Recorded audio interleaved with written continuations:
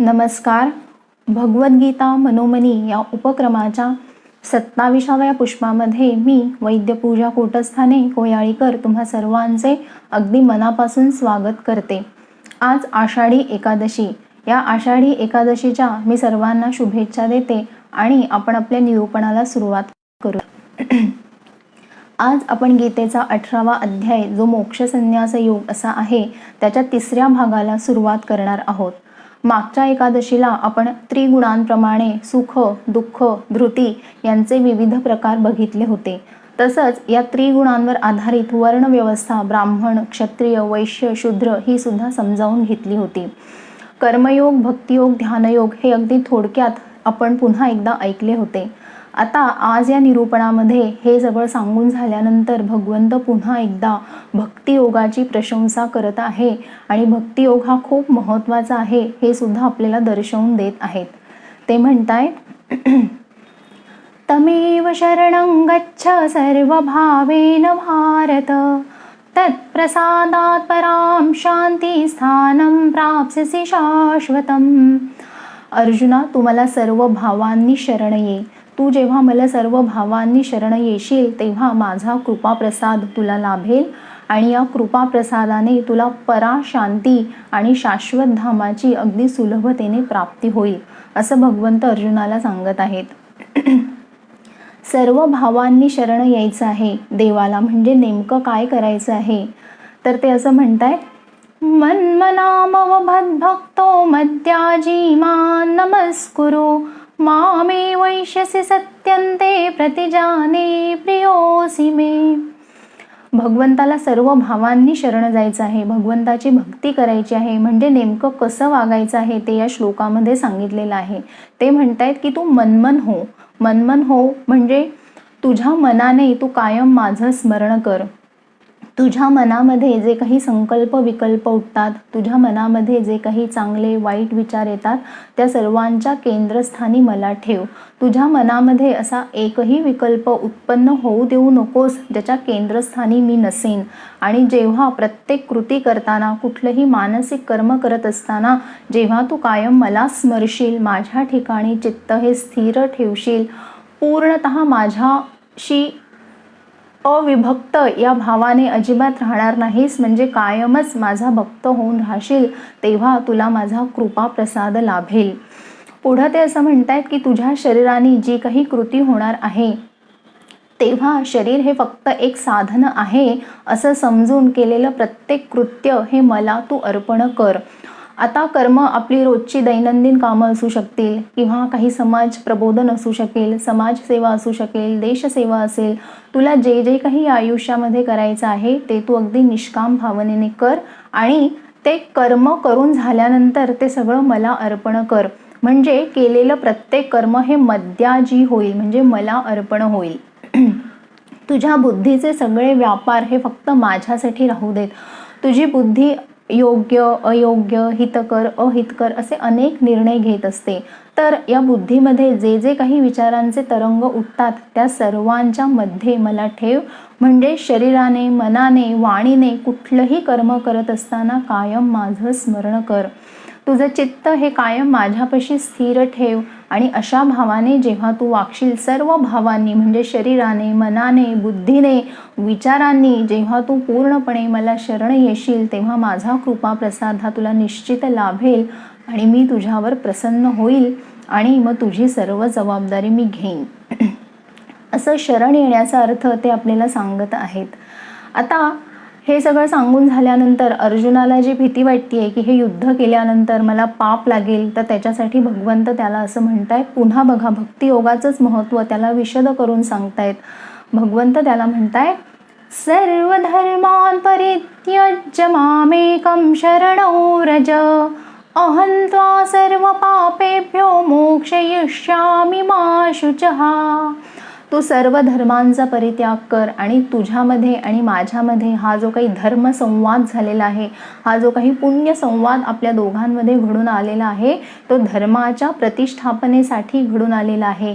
चांगलं काहीतरी निर्माण व्हावं म्हणून घडून आलेला आहे आणि याला स्मरून तुझी कर्म निष्काम भावनेने जेव्हा करशील, कर्मफळाची कुठलीही इच्छा मनामध्ये ठेवणार नाही. फळाची आसक्ती जेव्हा तुझ्या मनामध्ये नसेल आणि जेव्हा सर्व भावांनी मला शरण येऊन तू कर्म करशील, तेव्हा अर्जुना तुला कुठल्याही पापामध्ये मी अडकवणार नाही. पापामध्ये तर नाहीच नाही, पण तुला मोक्षाप्रत नेण्याची जबाबदारी मग माझी आहे. पण कर्म करत असताना कर्मयोग आणि भक्तियोग हे दोन्ही तुझ्या आयुष्यामध्ये राहू दे, मग तुझी जबाबदारी मी अगदी निश्चिंत मनाने घेईन. म्हणून ते म्हणतायत, सर्व धर्मान परित्यज्य, सर्व गोष्टींचा त्याग कर आणि सर्व भावांनी मला शरण ये. आणि हे अर्जुना, हे भरतपुत्रा, मग सर्व गोष्टींची जबाबदारी मी घेईन. असं थोडक्यात पुन्हा एकदा भक्तियोग या 18व्या अध्यायामध्ये ते आपल्याला समजावून सांगत आहेत आणि म्हणतायत की अगदी सर्व भावांनी तुमचं जे जे काही असेल ते फक्त माझ्यासाठी करा आणि मला अर्पण करा. म्हणजे भक्तियोग जर तुम्ही चांगला साध्य केला तर तुम्ही माझे प्रिय भक्त व्हाल आणि मला असे भक्त हे अत्यंत प्रिय असतात. आता हे सांगून झाल्यानंतर भगवंत सांगत आहेत की गीता कुणाला शिकवायची, गीता शिकण्याचा अधिकारी कोण आहे हे सुद्धा ते सांगत आहेत. आता भारतीय तत्त्वज्ञानाचं सगळं जे काही आहे ते सगळं आपल्या उपनिषदांमध्ये लिहिलेलं आहे. या उपनिषदांना जर आपण गायीची उपमा दिली आणि पूर्ण अवतार श्री भगवान श्रीकृष्ण या गायीचं दोहन करत आहे अशी आपण कल्पना करूयात. आणि अर्जुन हे पान्हा फोडण्यासाठी एक निमित्त कारण आहे, एक ते वासरू आहे. म्हणून या उपनिषदांच्या साररूपी गोष्टीतनं जे काही स्त्रवतंय ती आहे गीता. म्हणजे गीता ही अगदी दुधासारखी आहे. दूध हे जसं पूर्ण अन्न आहे तसं गीतेमध्ये सर्व गोष्टींचं तत्त्वज्ञान अगदी ओतप्रोत भरलेलं आहे. मग अमृत पचवण्यासाठी सुद्धा समोरचा मनुष्य त्या पात्रतेचा आणि त्या योग्यतेचा लागतो. अमृत जर आपल्याला पचवायचं असेल तर आपल्या शरीरातली भूक ही अतिशय उत्तम असली पाहिजे. तसंच गीतेसारखं सखोल व्यापक असं तत्त्वज्ञान जर आपल्याला ग्रहण करायचं असेल तर आपली तशी योग्यता हवी.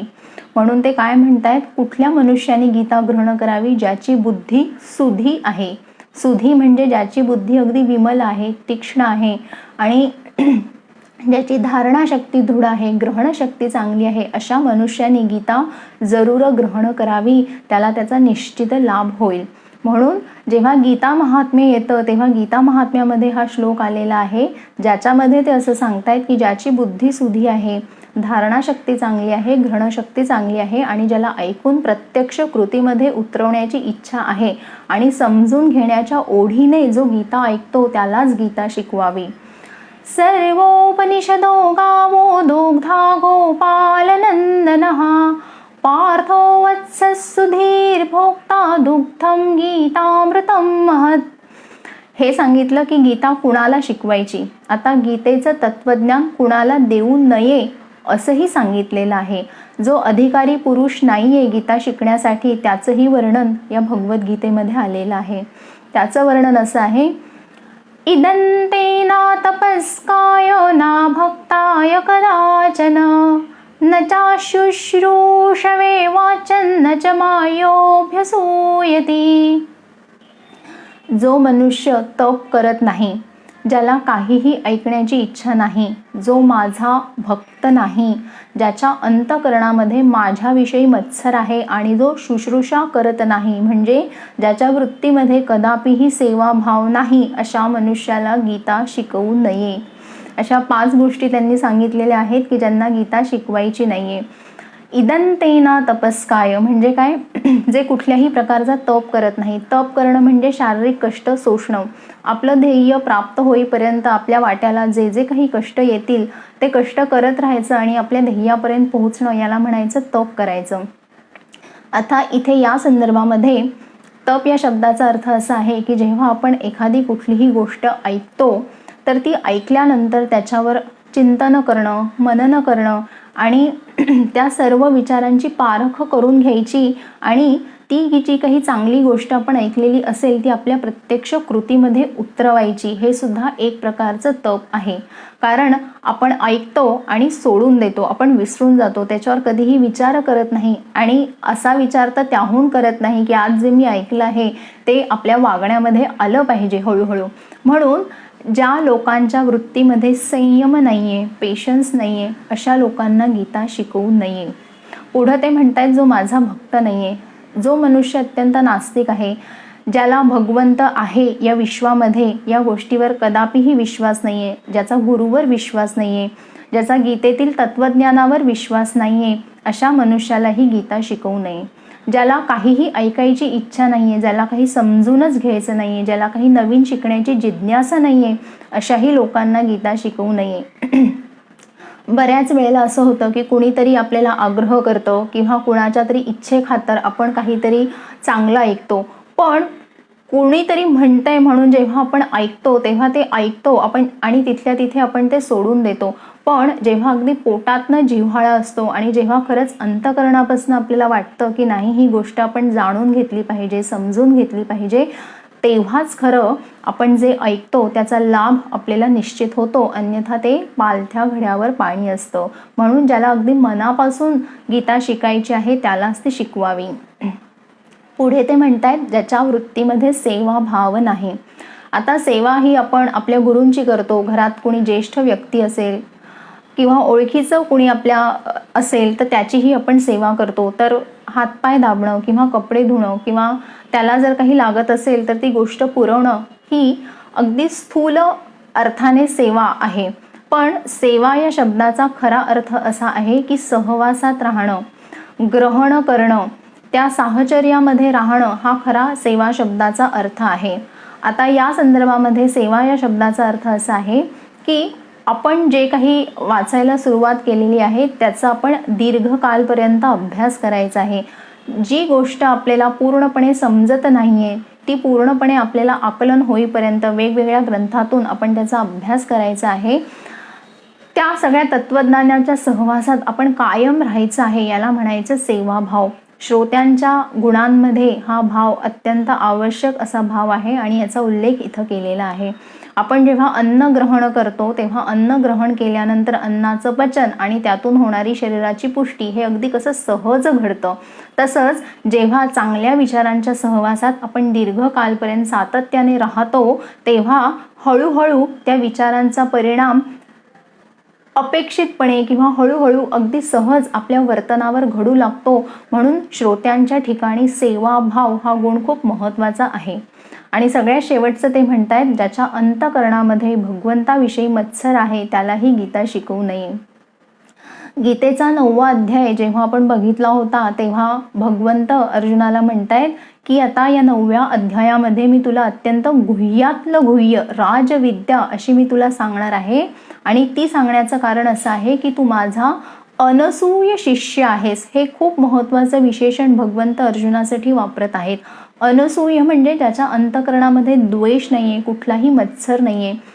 एखाद्याची गोष्ट जेव्हा आपण ऐकतो तेव्हा आपल्याला प्रामाणिकपणे असं वाटलं पाहिजे की ती समोरची व्यक्ती माझ्यापेक्षा प्रज्ञावान आहे, तिच्याकडे निश्चित काहीतरी चांगलं आहे आणि ते मी ऐकलं पाहिजे असं जेव्हा नम्रपणे आपल्याला वाटतं वक्त्याविषयी तेव्हाच तो जे काही बोलतोय ना ते आपल्याला अगदी नीट समजतं आणि उलगडतं.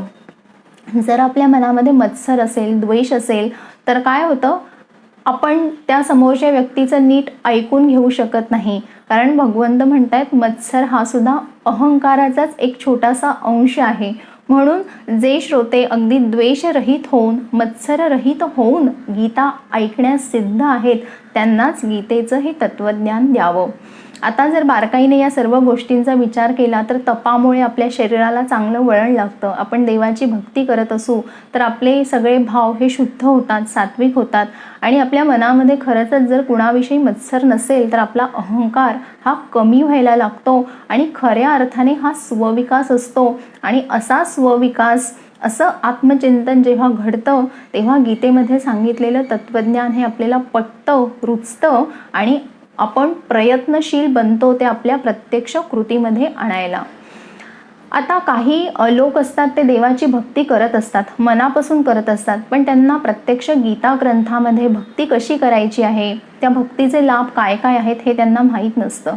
मग भगवंत असं म्हणतायत असा जो माझा भक्त असतो त्याला जर एखादा मनुष्य भगवद्गीता शिकवेल तर अशा मनुष्याला माझी पराभक्ती प्राप्त होते. आणि असा मनुष्य जो माझ्या भक्ताला भगवद्गीता शिकवतो तो मला अत्यंत प्रिय असतो आणि त्याहून दुसरा प्रिय मनुष्य मला असत नाही.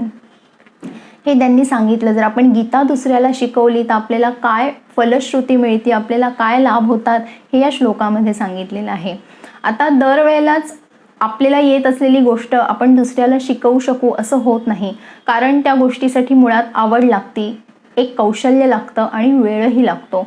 तर प्रत्येक वेळेलाच हे शक्य होईल असं नाही आहे. मग भगवंत म्हणतायत तुम्हाला जर हे शक्य नाही झालं तर ठीक आहे, तुम्ही जेव्हा स्वतः गीतेचा अभ्यास कराल, ते शब्द असं वापरतायत, अध्यक्ष्यते अध्यक्ष्यते चैमन धर्म्यम संवादमावयोः ज्ञानयज्ञेन तेनाहमिष्टस्यामिति मे मतिः. अध्यक्ष्यते, जोपर्यंत तुम्हाला समजत नाहीये तोपर्यंत सारखं गीतेचं वाचन करायचं आहे. आणि अशा वाचलेली जेव्हा तुम्ही गीता सतत सातत्याने वाचत राहता तेव्हा हा जो ज्ञानयज्ञ तुम्ही करता ना, तुम्ही सतत जो गीतेचा अभ्यास करता, या अभ्यासाचा जो ज्ञानयज्ञ तुम्ही मांडता, तर या ज्ञानयज्ञाने तुम्ही साक्षात माझं पूजन करत असता. म्हणजे गीतेचा अभ्यास जरी आपण केला तरी भगवंताची पूजा करण्यासारखं ते आहे असं भगवंत आपल्याला सांगत आहेत. म्हणजे दुसऱ्याला जर आपण गीता शिकवली तर त्याचे लाभ वेगळे आहेत, आपण स्वतः गीतेचं अध्ययन केलं तर त्याचेही लाभ आपल्याला निश्चित मिळणार आहेत. आणि आता पुढचा जो श्लोक आहे तो सर्व माझ्या श्रोत्यांसाठी आहे, ज्यांनी ही सगळी निरूपणं अगदी मनापासनं सश्रद्ध अंतकरणाने ऐकलेली आहेत. त्यांना काय लाभ होणार आहेत, श्रोत्यांना याच्यातनं काय मिळणार आहे, ते आता पुढच्या श्लोकामध्ये सांगत आहेत. ते म्हणतायत, श्रद्धावाननसूयश्च शृणुयादपि यो नरः सोऽपि मुक्तः शुभान् लोकान् प्राप्नुयात् पुण्यकर्मणा.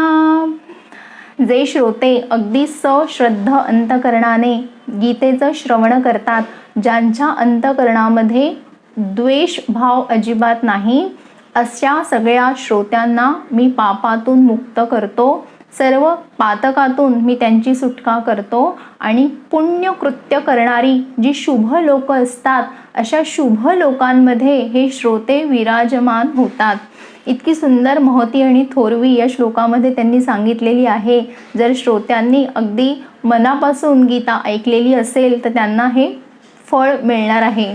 तर तुम्हा सर्व श्रोत्यांना सुद्धा असंच चांगलं फळ मिळो अशी मी इच्छा व्यक्त करते. आता हे सगळं सांगून झाल्यानंतर श्रीकृष्ण पुन्हा एकदा अर्जुनाकडे वळतायत आणि त्याला म्हणतायत, आता तरी तुझा सगळा मोह नष्ट झालाय की नाही. आता हे जे काही गुह्यातलं गुह्य असं ज्ञान आहे, कर्मयोग आहे, भक्तियोग आहे, ध्यानयोग आहे, हा मी तुला विविध अंगांनी विविध बाजूंनी समजावून सांगितला.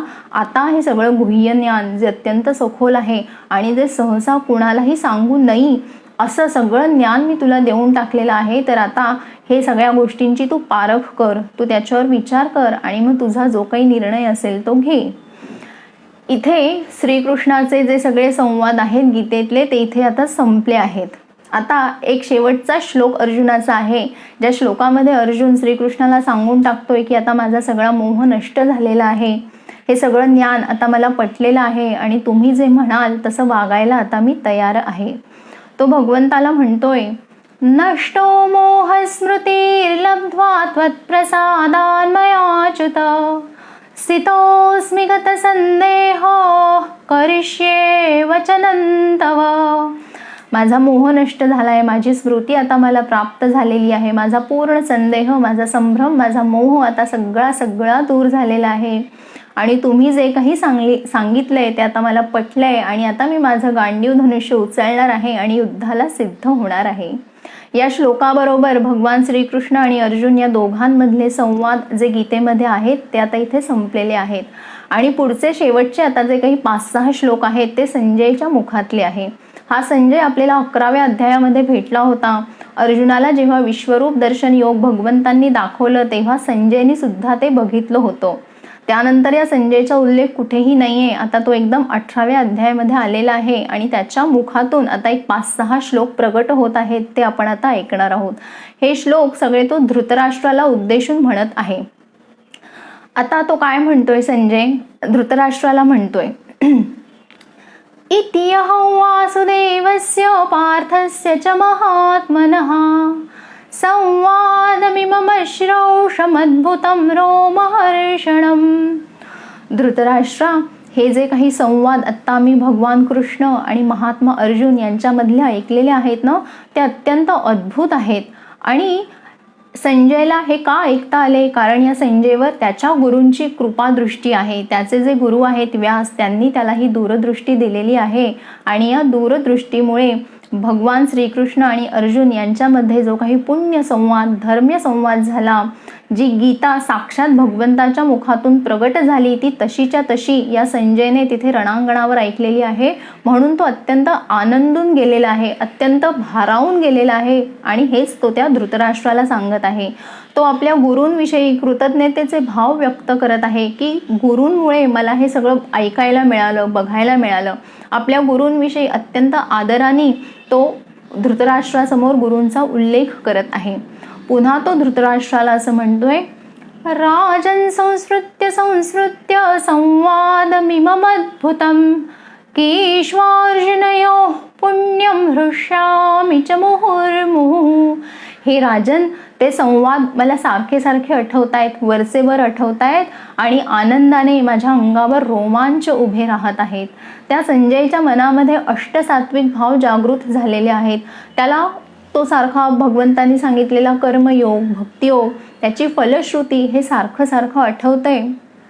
आणि त्याला असं वाटते की मी किती भाग्यवान आहे, अनेक भाग्यशाली लोकांमधील भाग्यवंत मी आहे, कारण मला साक्षात प्रत्यक्ष भगवंताच्या मुखातून हे गीतेचं तत्वज्ञान ऐकायला मिळालेलं आहे. त्याच्या भावना सतत उचंबळून येत आहेत, त्याला सारखं भरून येत आहेत, डोळ्यांमध्ये आनंदाश्रू तरळत आहेत. आणि हे सगळं धृतराष्ट्रासमोर ते स्वतःचं म्हणणं व्यक्त करत आहेत.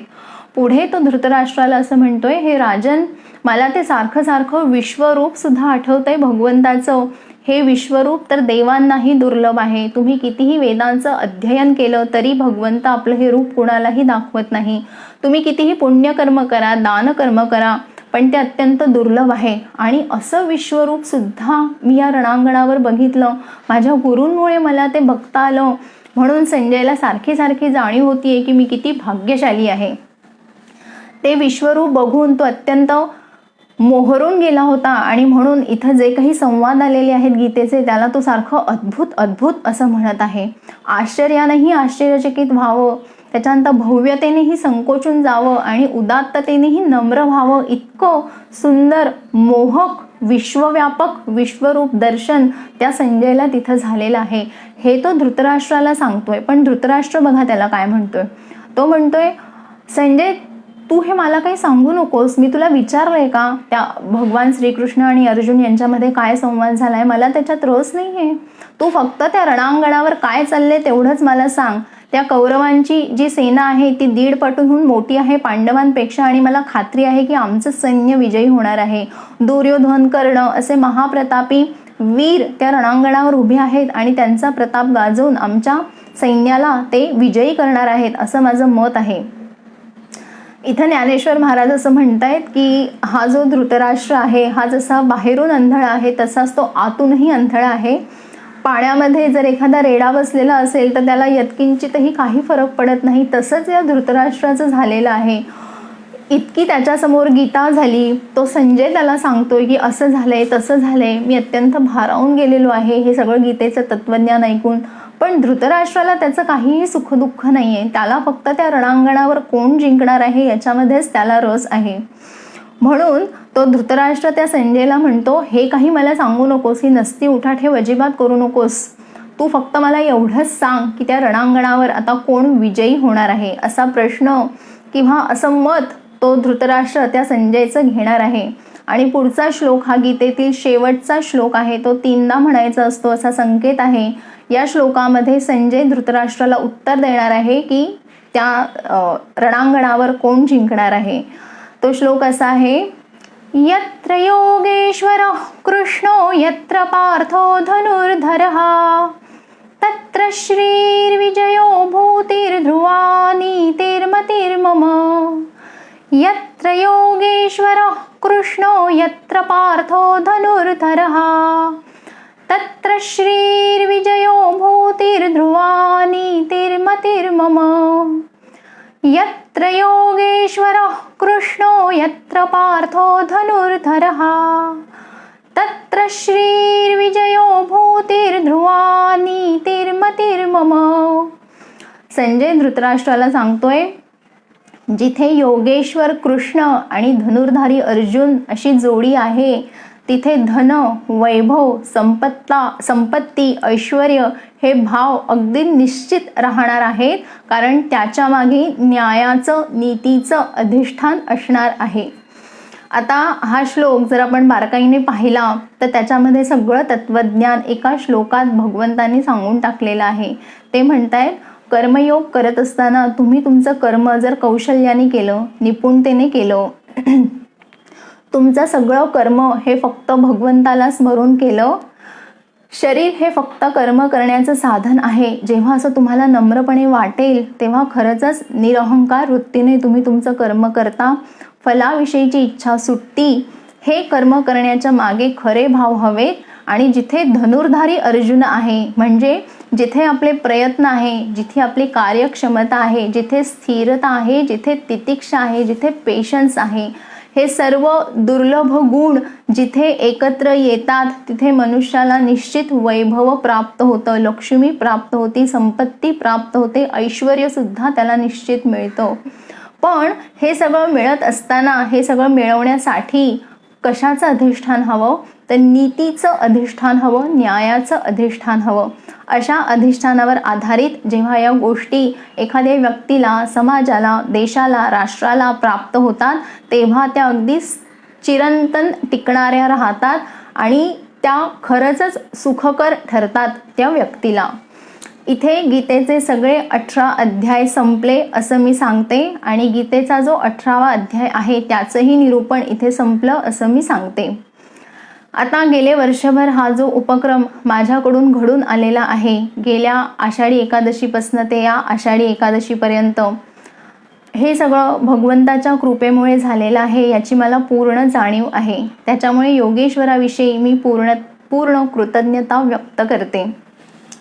ज्या कालाच्या उदरामध्ये हे निरूपण माझ्याकडून घडून आलेलं आहे, त्या कालालाही मी मनापासून नमन करते.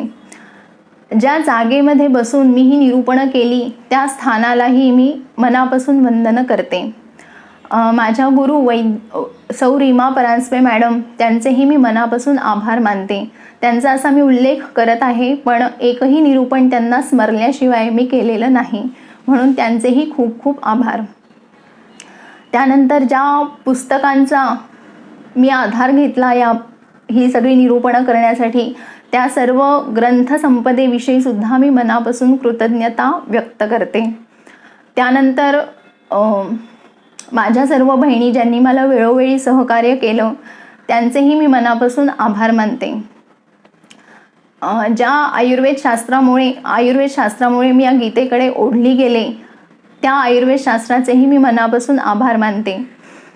त्या आयुर्वेद शास्त्रामध्ये मी सगळे सिद्धांत शिकले, पण त्याची सगळं अप्लाइड एस्पेक्ट मी हे गीतेमध्ये शिकले, म्हणून आयुर्वेद शास्त्राचे सुद्धा मी अगदी मनापासून आभार व्यक्त करते.